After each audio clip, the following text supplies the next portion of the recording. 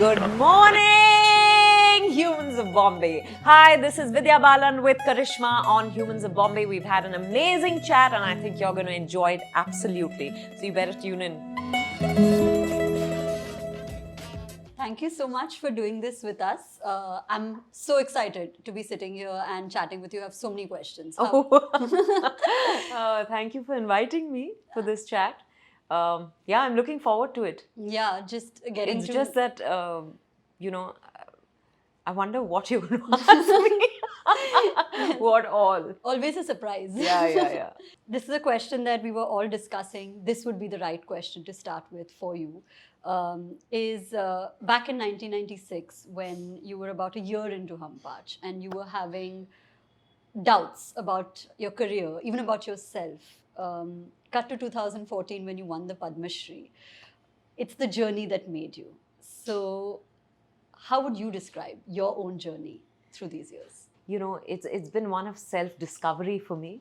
And it's been fascinating to say the least. When I look back, I feel like, wow. You know, because when I started out, I had no clue, Karishma. I just thought I wanted to be an actor. I don't come from a film family. And I got this opportunity to be part of Hum Paanch. And I joined them when I think I was in the first year of college. And I did it for about 1.5 years. And then I started defaulting on attendance. Yeah. I appeared on the blacklist and my parents said, listen, you know, you're a South Indian.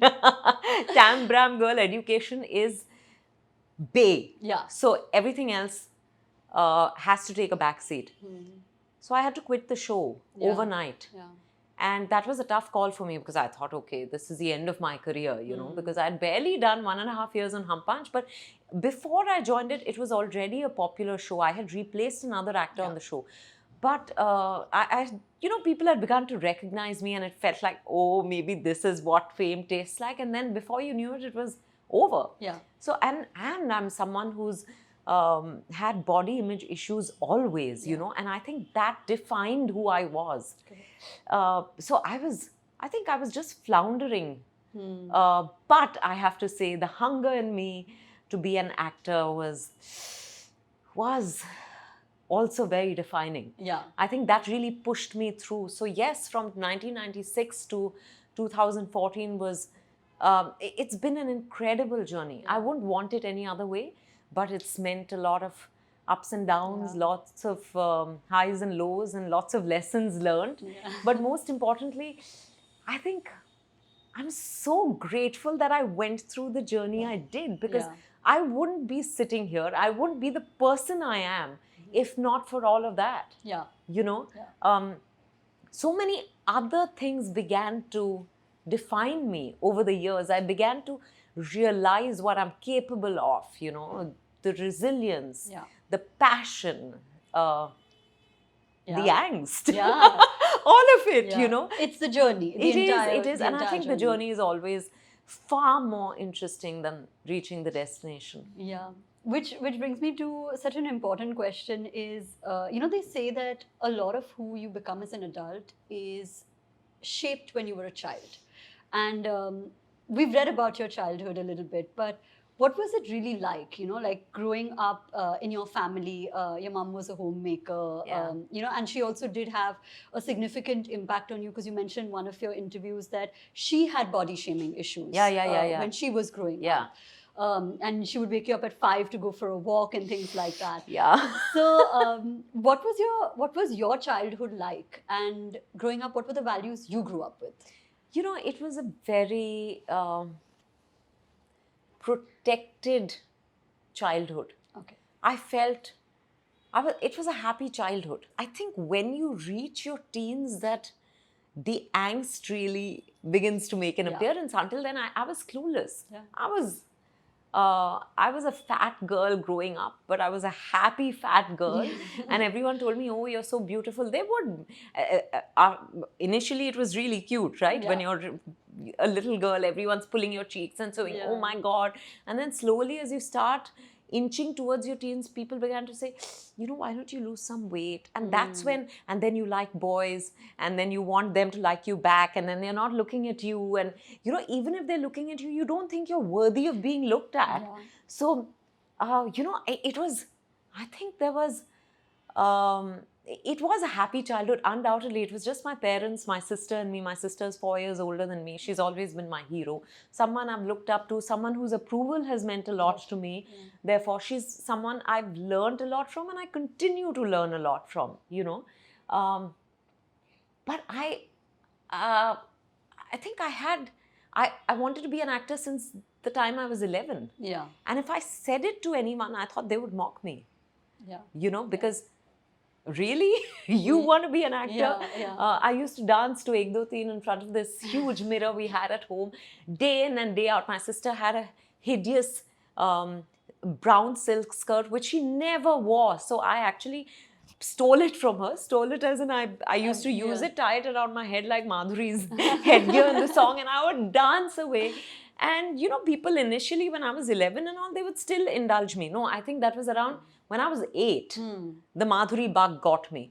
Then by the time I was 11, 12, and when I tell people, they, you know, they wouldn't really mock me, but they wouldn't be encouraging either. It was almost... It was shifty. Yeah, I think there was... Like, okay, everyone wants to be an actor, you know, what's the big deal? It's like a passing fancy. I think my parents also thought, because no one in my family had anything to do with, you know, acting or drama. Yeah. Yes, we've all been trained in music and dance, like every respectable South Indian, but that was about it, you know. So I don't think anyone took me seriously. But all in all, I'd say it was just a happy, peaceful, content childhood. Yeah.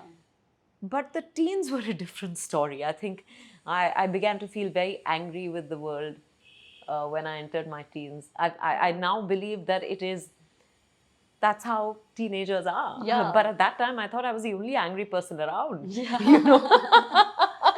You took an action that got you the role at a very young age of 16.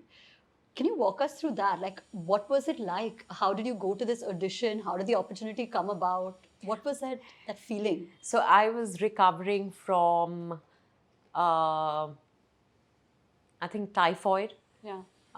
In my first year of college, in the 11th standard, I studied at Xavier's. Yeah.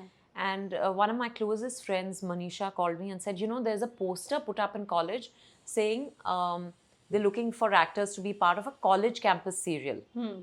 So I said, wow. And I had already done a workshop at Prithvi Theatre, which was a 2-month workshop in the summer vacation. So she knew that she was one of those people I confided in. And there were 3-4 friends I said this to, you know. So she knew I was passionate. She told me this. So I told my parents and they were like, oh, so what do you have to do? And I said, I want to go take pictures. We went to a local photo studio. Took the best clothes along, you know, shadi wale kapde. My sister put some blush on and lipstick on me and brushed out my hair, and she told me how to pose and I posed. We took pictures and she wrote she writes beautifully. Yeah. She should have actually been a writer. She's not.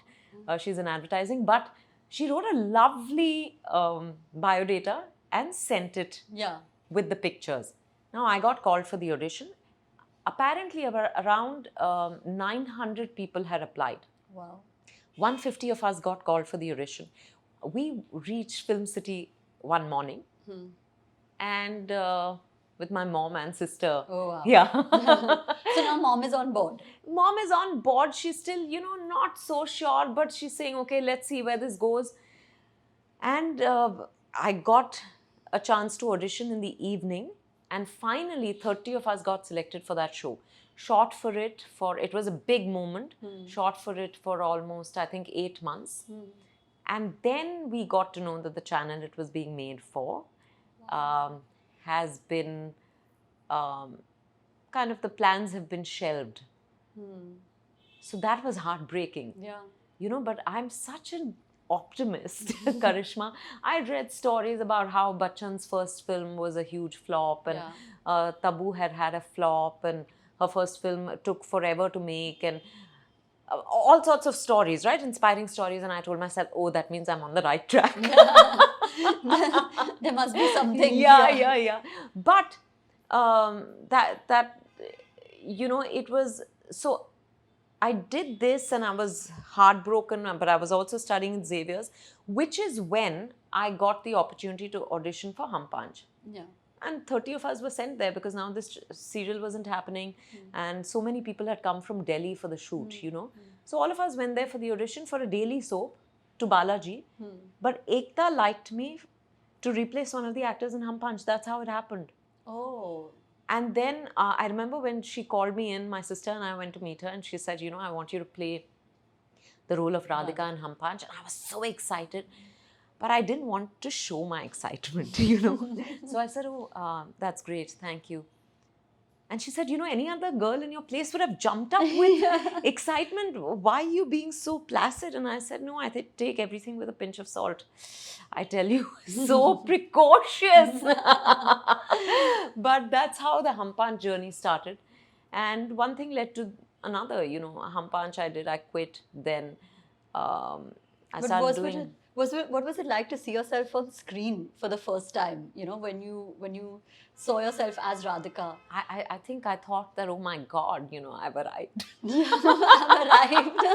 So on the one hand, it's quite interesting. On the one hand, I was extremely self-critical because I've had body image issues. But on the other, I thought that, oh, you know, I'm the best thing that's happened to, you know, the show, show to television and then hopefully to Indian cinema one day. I think there was a huge amount of self-love and self-belief, and at the same time there was this other part. Yeah. I think all of it, I think we're a bag of contradictions anyway. So I thought I was great.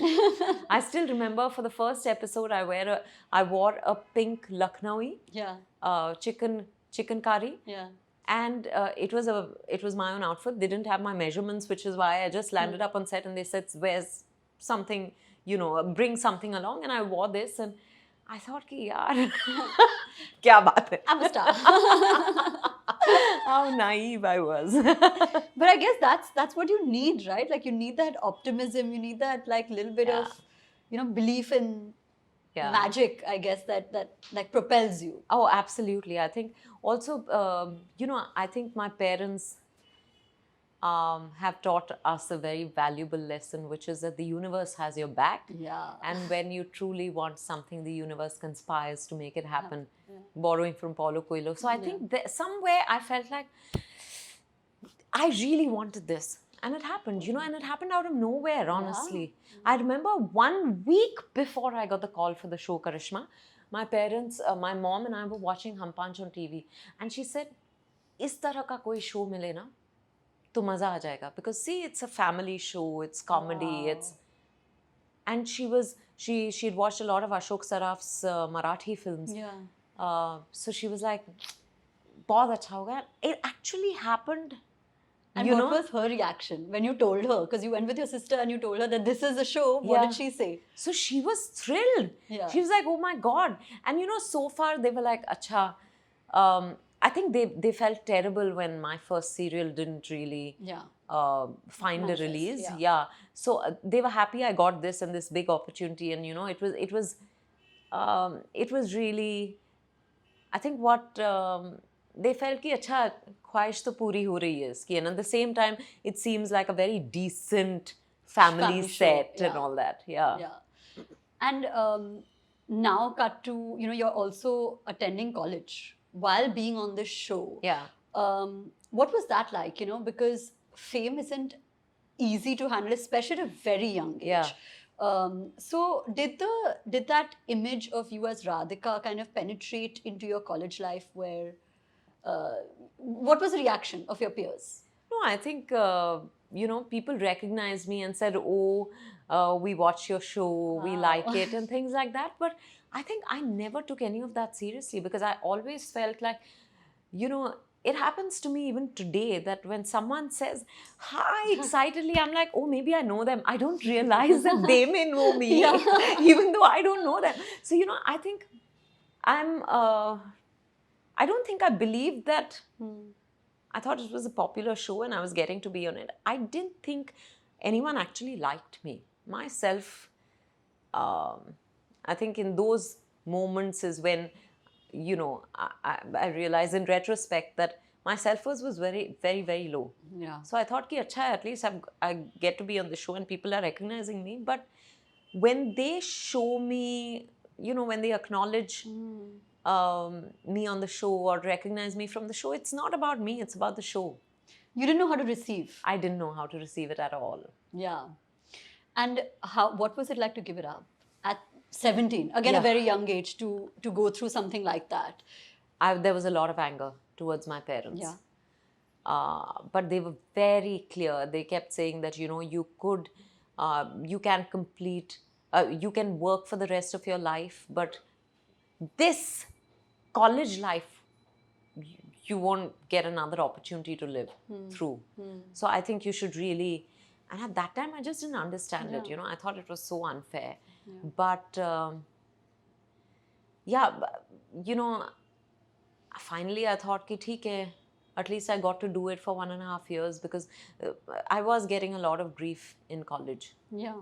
So some of my professors were very supportive. They were very sweet, but beyond a point, you know, if you were missing so much college, then yeah. And in hindsight, what do you think? Do you think it would have worked out differently had you continued on that show through that period of your life, or? Yeah, maybe I would have stuck to doing television. Wow. Yeah. You know? Yeah. And I think because I quit, I began to do ad films. Yeah. I was doing another workshop, a television media workshop with Nandu Ghanekar. And he said, you know, we had a great 1-week workshop. We were making short films and things like that, and learning all about the technique of filmmaking, you know, writing a script and shooting it and acting it in it and all that. And he told me, he said, you know, my sister's production house is looking for a new face for a detergent commercial. Would you like to audition? And I was like, okay, you know, I just wanted to be on screen. So again, I went with my mum and my sister for the audition. I love how in a little party. Yeah, really. Listen, I think they were so worried, right, about this world. And again, we waited. There were 40 people who auditioned that day. Yeah.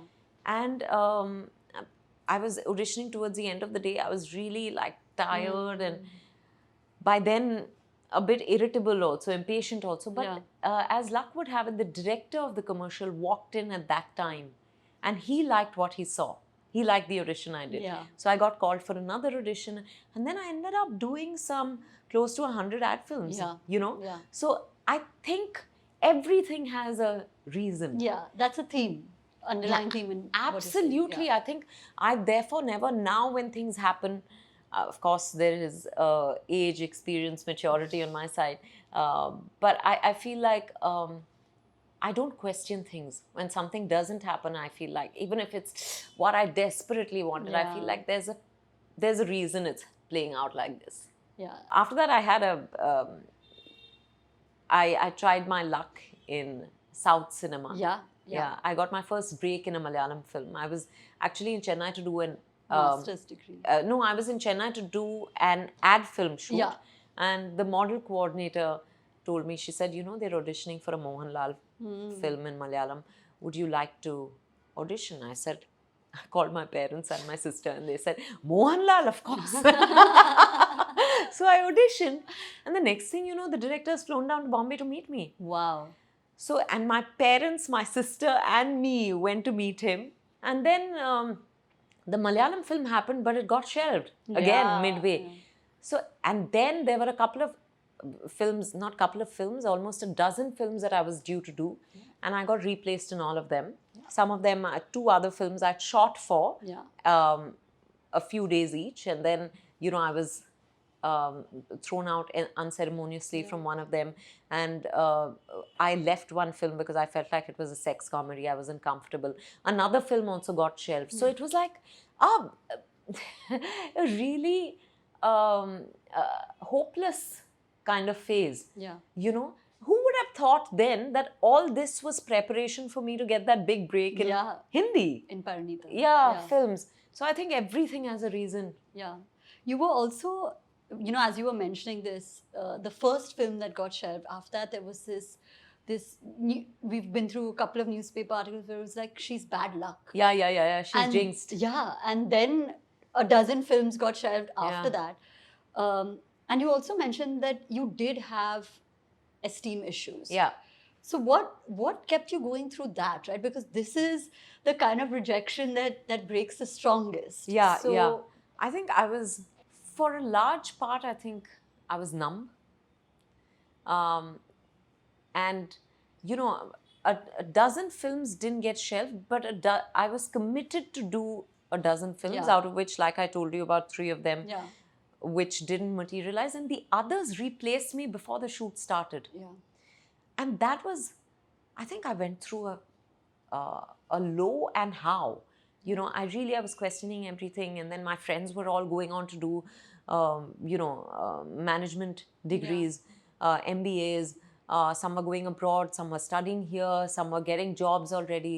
And I remember my mum and I would have lots of fights at that time, because she'd be like, what are you doing? At least, do something. get another job. Yeah, get another job, or just do something, so that you're not, just whiling away your time waiting for that big opportunity.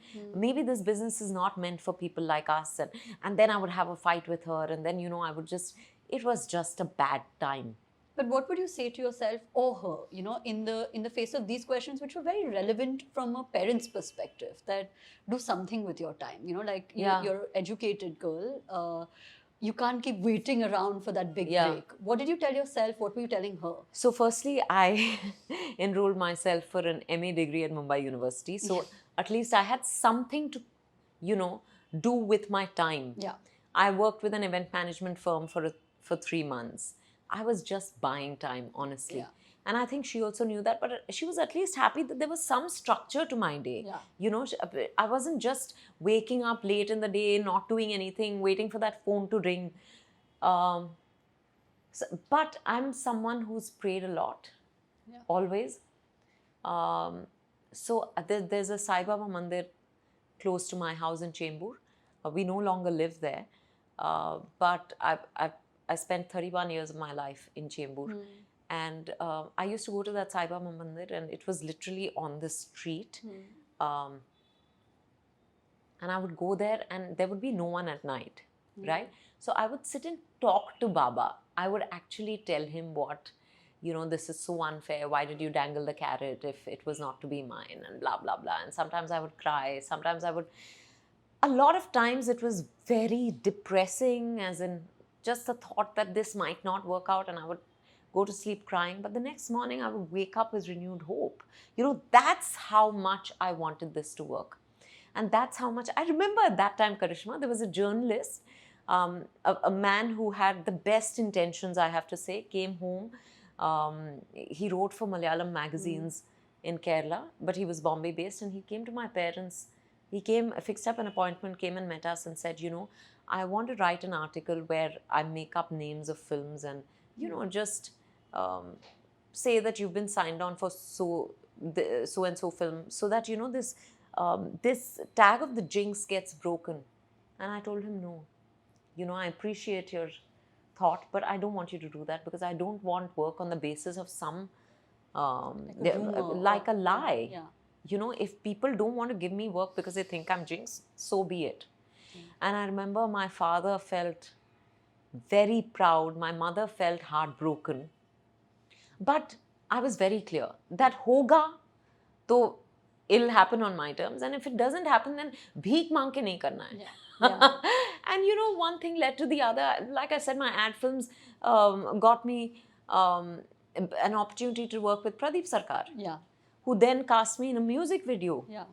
for Euphoria, yeah. Kabhi Aana Tu Meri Gali. And that's when, on the shoot of that music video, after the first night of shoot, we were shooting at night, and he said, "Eh ladki, tere saath film banaunga." And by then, all this had happened, right? And I was like, yeah, right. Yeah, you're just saying that. But then he kept his word. Yeah. So I really think that it was my faith that something or the other will happen.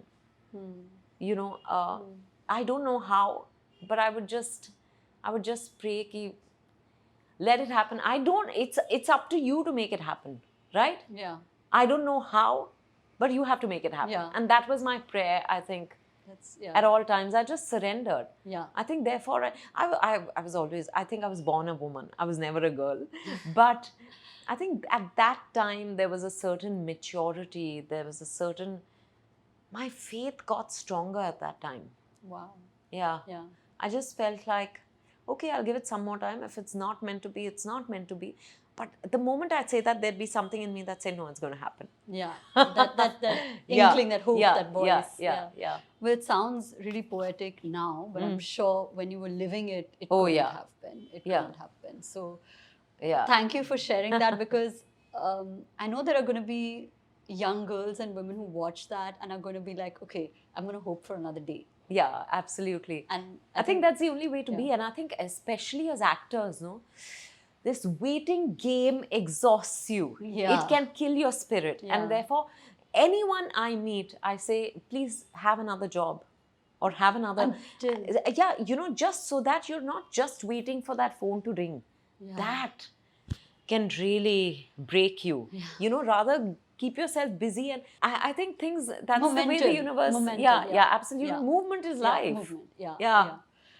And then, how did Parineeta happen? I know you've given several iterations of auditions for it, and I think it was just such a brilliant film.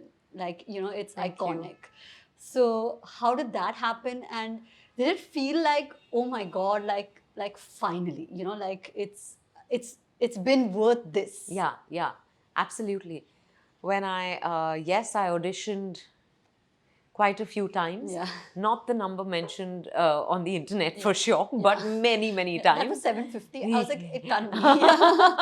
People even say 75 and they say 40, and it's not that many, I have to say. But it felt like a huge, you know, deal when I backed the film, because there were talks of them casting a very renowned female actor, a huge star at that time, and you know, Pradeep Sarkar Dada wanted me in the film, but Vinod Chopra was looking at it from the economics point of view, and he felt like, you know, it's not viable to have a newcomer play Parineeta the title role, and opposite two huge stars, Sanjay and Saif.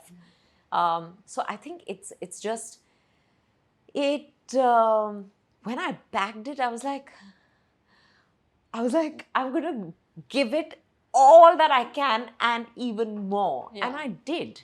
You know, and I was like, even if this is my last opportunity in life, I'm gonna give it my all, and then let's see what happens. Yeah. You know, so I was just, when Parineeta released and was brought me so much love and recognition and overnight stardom, I was so grateful, but I wasn't even thinking of the journey ahead. I was like, okay, this wish has been fulfilled, and I couldn't have asked for a better break in Hindi cinema. Yeah, absolutely. Yeah. And do you remember the first time you met a Saif or a Sanjay Dutt? What was that like? You know, I have to say that I met Sanjay Dutt directly on the sets, and he was absolutely wonderful. He was so gentle, so kind, so, I'd say, compassionate, because he knew that, you know, I was... it had taken me a while to get here, and that there was some amount of nervousness, that I had so much at stake. He was very, very supportive. I met Saif at Dada's office for a reading, and I never let anyone know when I'm nervous. You know, most people think that I don't get nervous, and it's been that way forever. So when I met Saif, I acted really cool, you know. It was, I had to read with him, and I was like, shit. But I didn't let that show. Yeah, I think that was the veneer, right? You had to, you couldn't, because I didn't want to lose that opportunity at any cost. If they thought I was nervous or that I didn't match up or something, then that was it. Yeah, like it was like, I don't want to lose this. Yeah. And having said that, you know, you could have cast me opposite a tree. I've said this a million times before, and I would have given it my all even then, because that opportunity meant so much to me. Yeah.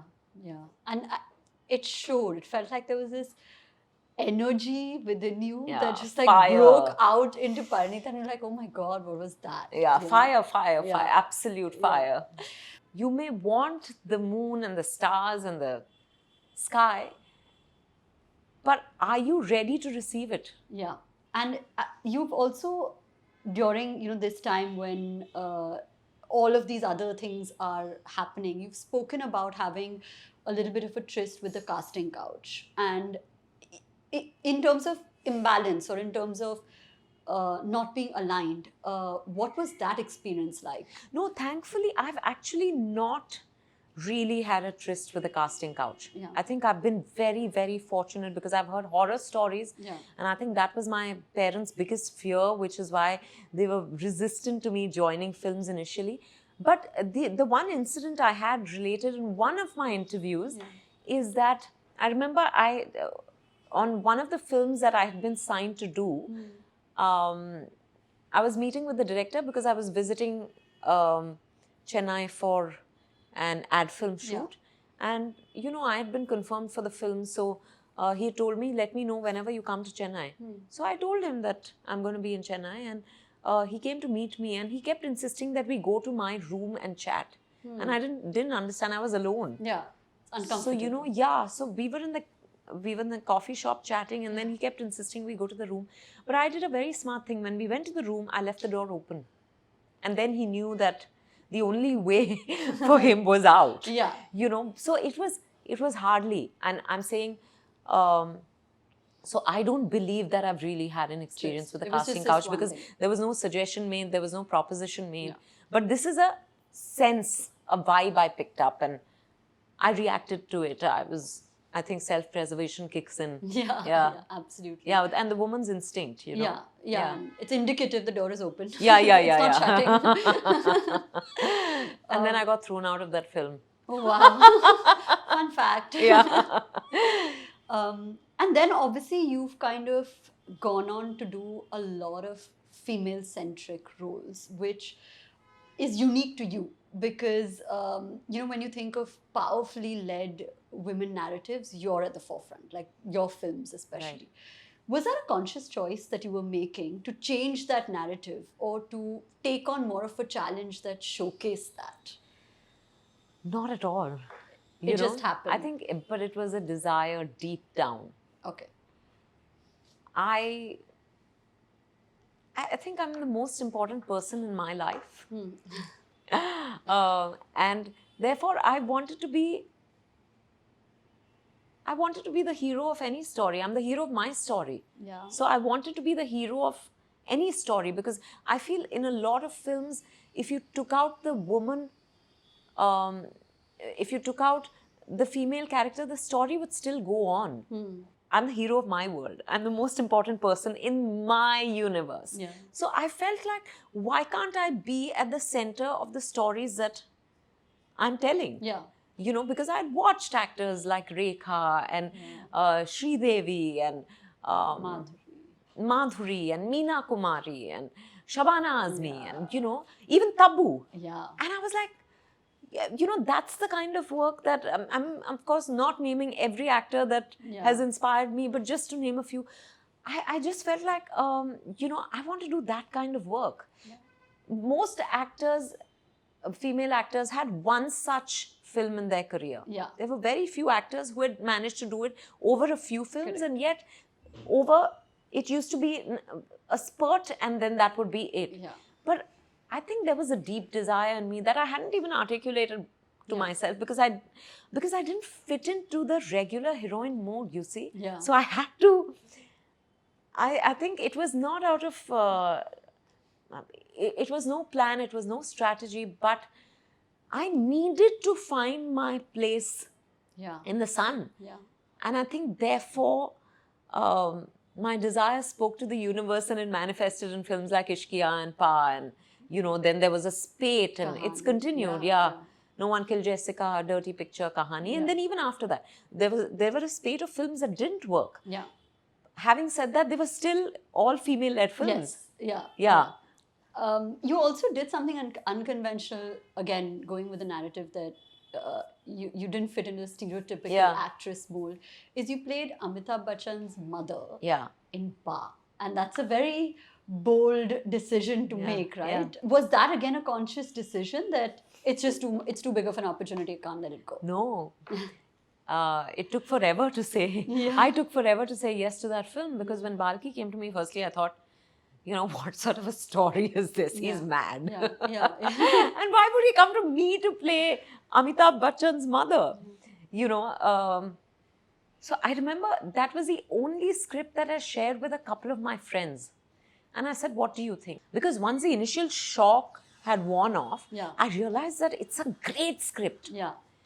And that as an actor, I just wanted to jump at it. So I wanted, just a few people to read it and tell me what they thought. And quite a few people, not quite a few, I think I got 2 or 3 people to read it, and they all said, my God, you must do this. Yeah. And then, but it took me a while to say yes. Yeah. So it wasn't a calculated decision, but I was responding to the actor. The gut. Yeah, the gut. Yeah. And it received a lot of love again. And this was around 2009. Yeah. You said this thing that if someone who matters to you tries to take you down, it can break you. And the reason why we're asking this is because there are there's youth that's going to watch this who probably feel the same. Yeah. And it sounded very painful when you said this. Yeah. So could you talk to us a little bit about that experience? Wow. I think it's always the closest people who hurt you the most. Yeah. And all I'll say is that I'm not referring to family here. It's irrelevant who the person is at this point. But suffice to say that when someone matters a lot to you and they are super critical, when they body shame you, when they're just not supportive, it's not nice. And the only thing for you to do at that point is to walk away. And you said you walked away from that relationship. I did. And I'm so glad I did. Yeah. I think it's not any sort of judgment on that person, but I don't think I think better things were in store for me. Yeah. That's all I'll say. So you must know this, at Humans of Bombay, we are expert love storytellers. Really? Yeah, like we make fun of this, that any kind of love story you want, we will have it, or we have told it. And we are most excited to hear about your love story because you have not spoken about it as much. I remember Prachi was like, you think that you've spoken about it, but we were like, but we've done lots of research, it's not there. So tell us, how did it happen, and how was this happening parallelly as you were peaking in your career? Yeah, it was just crazy. I felt like the most invincible human on planet because career-wise, I was really soaring. Yeah. And I met Siddharth around that time, and it was just quite. I don't even know how it happened. I guess I was doing No One Killed Jessica, but I didn't meet him on the film, even though he was a producer. Yeah. Because he was with UTV. So I had no interaction with Siddharth. I actually was in Delhi shooting for No One Killed Jessica. I shot for a day and I had to fly down for the Filmfare Awards in Bombay because they told me that you're a strong contender and you must not miss it. My manager had called me and told me that, my then manager. So I flew down and I received my Best Actress for Power and walked out wanting to rush home because I had an early morning flight to Delhi and that's where I got introduced to Siddharth. And he said, how's the shoot of Jessica coming along? I said, I've just shot for a day. But I thought he was a very good-looking, charming man. And I remember later on the shoot, I was talking to someone and they were just talking about UTV and everything. And they mentioned that he was married. So I was like, okay. That boat is passed. Yeah, exactly. But of course, later I realized that he was divorced. Yeah. But it's like one of those flash thoughts, It's not like something that I had wanted or I chased or I planned or anything. But life was bringing us together a lot at that time because we went to watch a play together. that they were considering producing and I was considering doing as an actor. Right. So we ended up at the play together and then a dinner together. So, we had a few conversations. We had a conversation there. And then we ended up at a party together at Karan's place. And Karan has played Cupid in this relationship.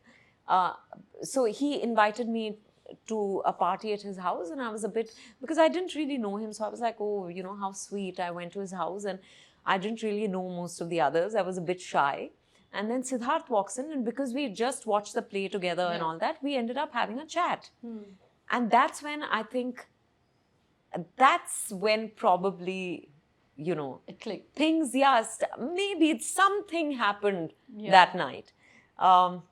Later, of course, I got to know that Karan had wanted us to meet. Yeah. Yeah, so this was an intentional invitation. Wow.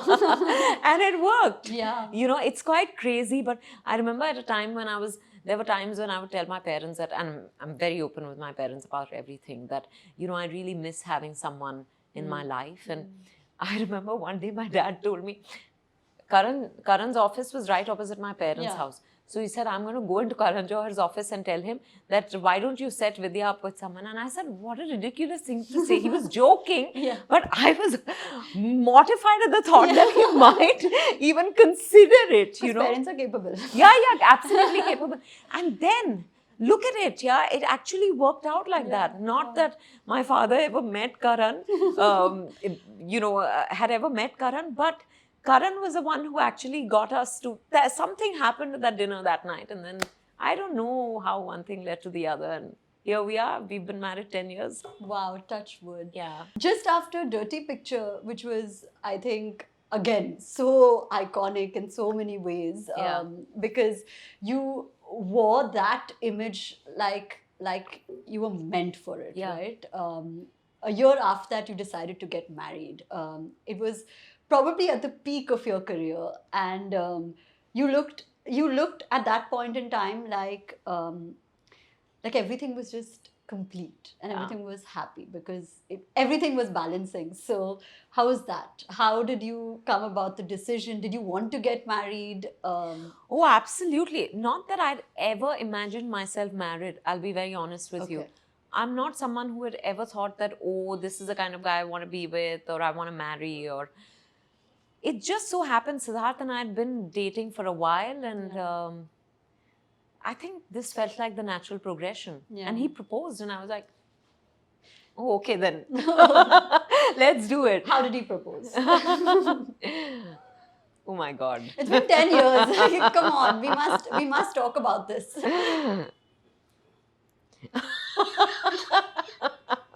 It was just the two of us.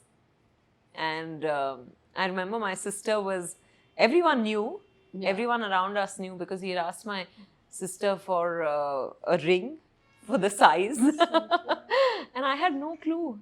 We were just, it was one, is this too much information? I'm wondering. It's sweet. It was Valentine's Day and he proposed, and then it happened. Yeah. And then it happened much later because we were both working like crazy. But yeah. And after you got married, did that kind of affect or have an impact on the kind of roles that you were doing at all, or were you more stringent with your time because of balance? No, not at all. Not at all. I think the good thing about being with someone from the industry, and I shouldn't generalize it, but being with Siddharth is that he absolutely understands, the demands on me as an actor, and most importantly, how passionate I am about what I do. So I think there was no question of wanting to tone it down or, slow down or anything. I was doing a lot of work. For the first 1.5 years, I remember that I didn't feel like that was home. Because I was hardly ever home. So you were working that much? I was working a lot those days. Yeah. But then, I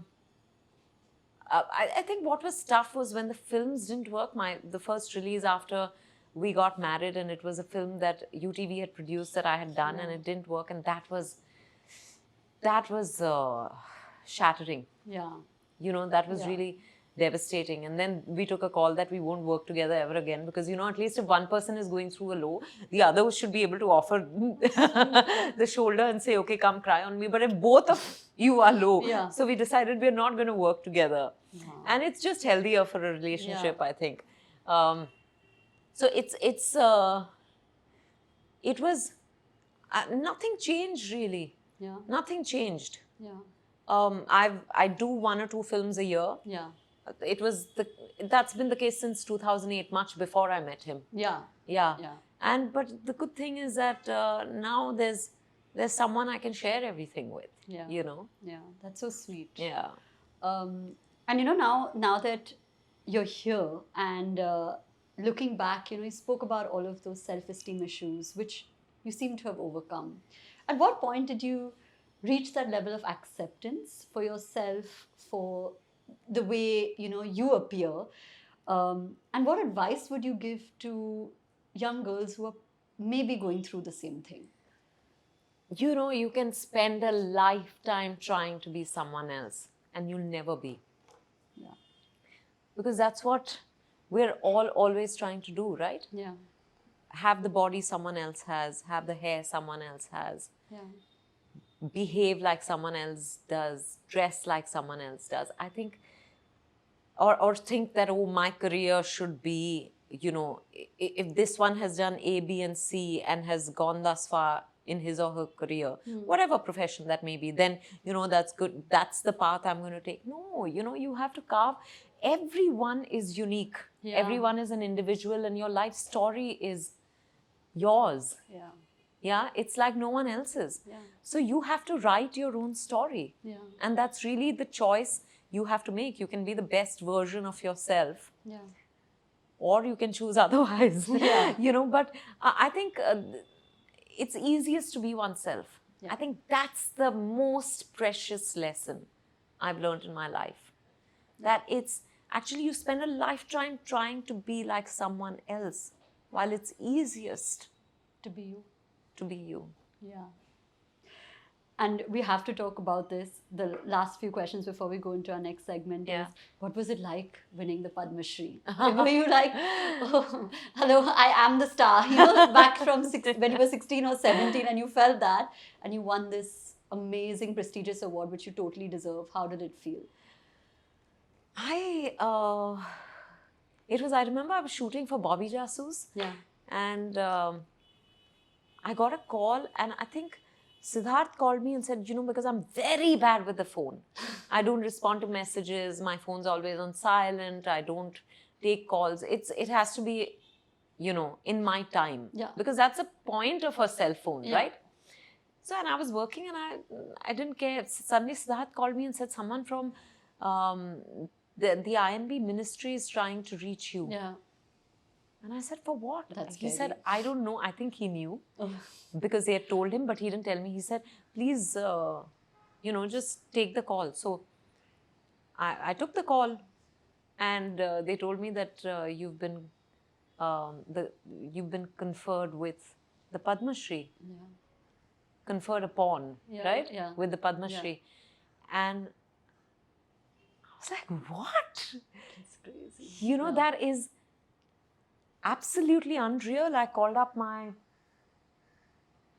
parents, my sister and my brother-in-law. I first called Siddharth and I said, do you know? And he was, I think he knew. They told him, but he didn't tell me. He wanted me to hear it from them. And then I shared it with my family and it just felt so unreal. Even today when when I go to functions and people say Padma Shri Vidya Balan, I'm like, is that me? It is you. It is a you. huge honor and I feel very humbled. Yeah. And you feel like it's a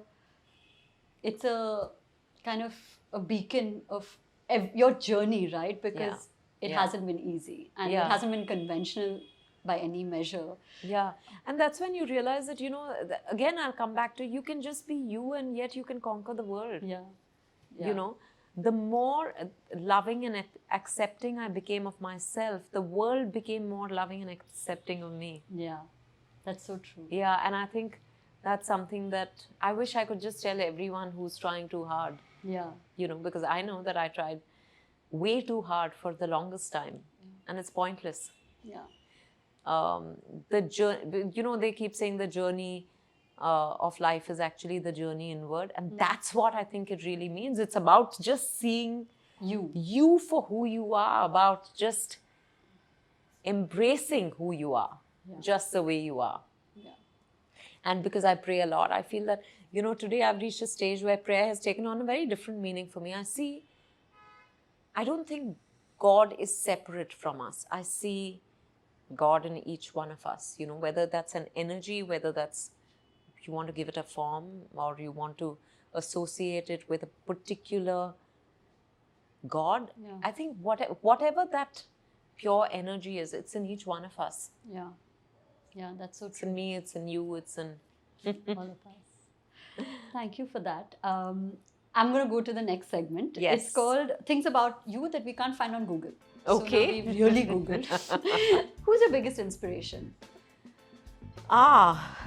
Me. Yeah. Wow. Can you say that again? I don't mean this in an arrogant way, but my biggest inspiration is me. Because I think I keep reminding myself that if I've come so far, then I will go further. Wow. Amazing. What's your favorite thing to do with your family? Just chat, download.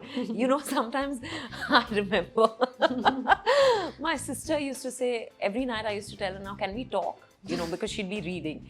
And she'd say, yeah, I'll just finish this page and we'll talk. And then she'll say, I'm lying down and you speak, I'm listening to you, and she'll fall asleep. I love chatting with my family. And, traveling. Yeah. Just spending time where you don't have any agenda. It's just about being with each other. Yeah. One actor you really want to work with? Sean Penn. Wow. What was scarier, first take as Parineeta or the first take as Silk Smita? Parineeta, undoubtedly. The first one. Yeah. Being a Mumbaiker, do you like street food? And what's your favorite? Oh, bhel. I could have bhel every day, except I have homemade bhel now, which is not as exciting. Yeah. Because it doesn't have the save and it doesn't have the aloo and, it's just a healthier version. Doesn't have the crap. Yeah, exactly. Which is the toughest character you've played so far? I think every character I've played has seemed really tough at that point. Yeah. Yeah. But I think maybe Silk. Yeah. Because I had to be brazen bodily, which I wasn't comfortable doing. Yeah, because that's really confronting something that Yeah. And I'm someone who's always, I used to be fully covered always, and and for me to be wearing those clothes and just to be not just wearing those clothes, but to wear them with elan and owning it. Yeah. Favorite memory with Siddharth? Lifetime. Tough to choose one. Yeah. How does he address you? Oh. Does he like being intrusive?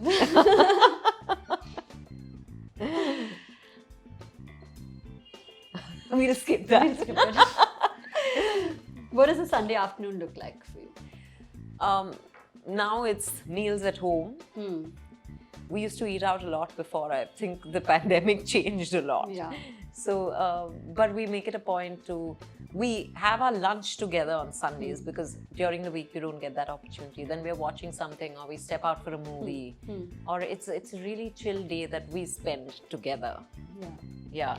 No work. Just the two of us. Yeah. Okay, now we're going to show you a photo, an old photo, and you can just tell me what was going on in that photo. Yeah. Okay. Oh, this was a dinner we had at my brother-in-law Kunal and Shayanti's house where they had the bori thal. Yeah. Oh, It was the first time. Yeah. I think it's showing in the picture. We're all looking full. Almost like dying. There's so much food, but it's so yummy. Yeah. And they were, of course, my mother-in-law and I are the only vegetarians in the family. So they were all like gorging on all sorts of meat, but was yum. Even the vegetarian was yum. Yeah. Second photo. Oh, you know, this gentleman came to see me from Baroda.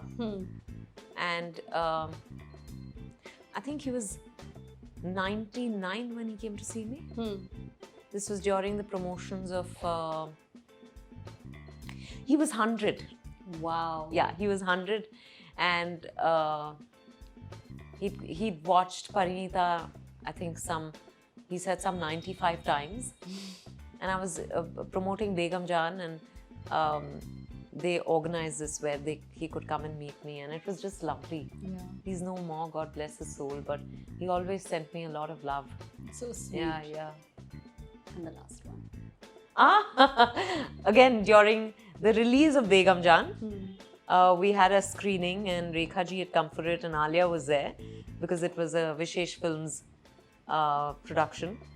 And we were just, I think, Rekha Ji as always was enthralling us with something, and we were looking at her with our mouths open. Like just in awe. Yeah, always. Amazing. And the last question that I have for you is, you've been pretty much a non-conformist, right? Yeah. In the way you've approached things.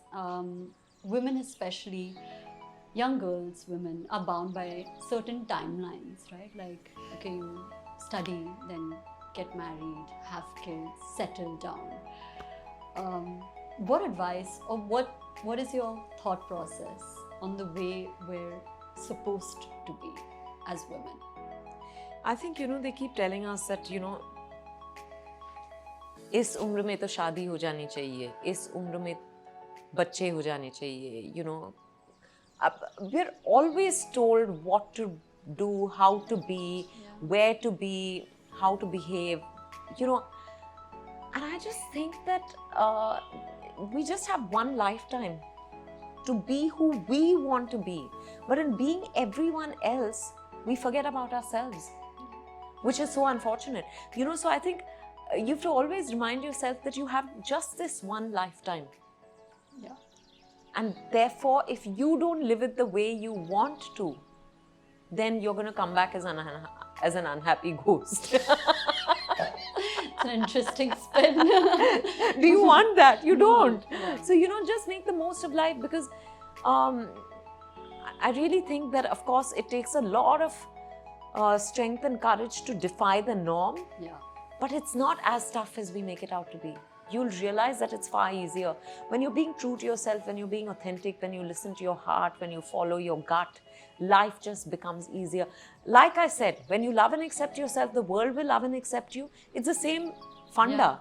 Yeah. When you start doing you, more people will align with you, with your purpose. They'll support you. You'll find support in all kinds of ways. People who are naysayers will suddenly turn around and say, but you have to do that for yourself, because you just have this one life. Thank you so much for doing this. It's been an absolute pleasure. I felt like I could relate, I could learn. How sweet. Thank you for taking out the time, and I'm a huge fan. Oh, how sweet. Thank you. I've enjoyed chatting with you. It just felt like we're sitting and chatting in a nice cafe. We could go on. Yeah. Thank you. Thank you so and much. I love what you're doing. More power to you. Thank you. Thank you so much for making my day. If you like this episode, don't forget to subscribe to our channel and hit that bell icon. Thank you all for being the best community, and I'll see you soon. Even though there are Indian comedians right now on the scene, right? You could probably count on one hand, if at all, who takes on their mother-in-law. Because culturally, we don't do that. Yeah. Like the first time I got on stage and somebody asked me like, oh, it's your birthday, it was my birthday and whatever. And they're like, what's your wish? And I was like, oh, I wish my mother-in-law was dead. The audience, because brown people were not used to hearing things like that. Yeah. Of course I was joking. Yeah. It just fell out of my mouth. Even I was like, Yeah, shouldn't have said that. no, listen.